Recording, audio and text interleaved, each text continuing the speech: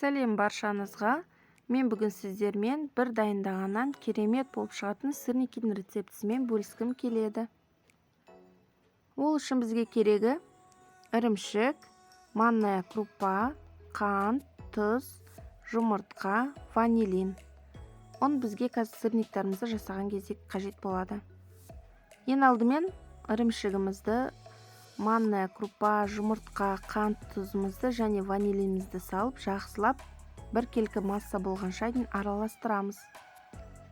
Одан кейін массамызды 15 минутқа қойып қоямыз, яғни манная крупа кішкене ісіну қажет. Мінекей видеода көрсетілгендей осылай жақсылап араластырамыз, бірыңғай масса болғанша дейін. Одан кейін қойып қоямыз 15 минутқа. Мінекей массамыз біздің дайын. 15 минут тұрғаннан кейін сырниктарымызды жасай бастаймыз. Мен примерно 60 граммнан алдым сырниктарды. 50-60 граммнан жасасаңыздар болады.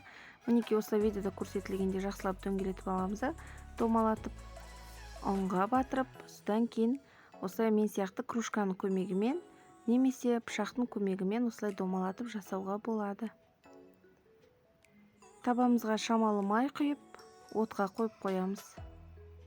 Бірақ майымыз қатты қызып кетпеуі керек.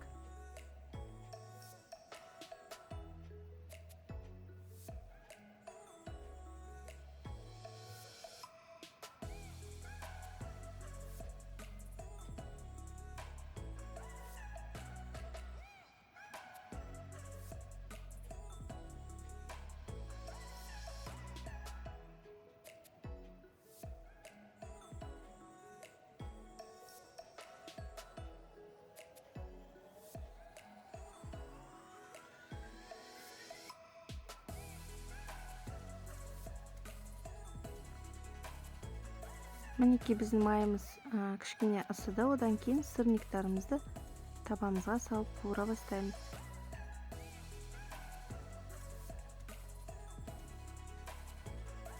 Сырниктар өз формаларын ұстап, керемет болып қуырылып шығады.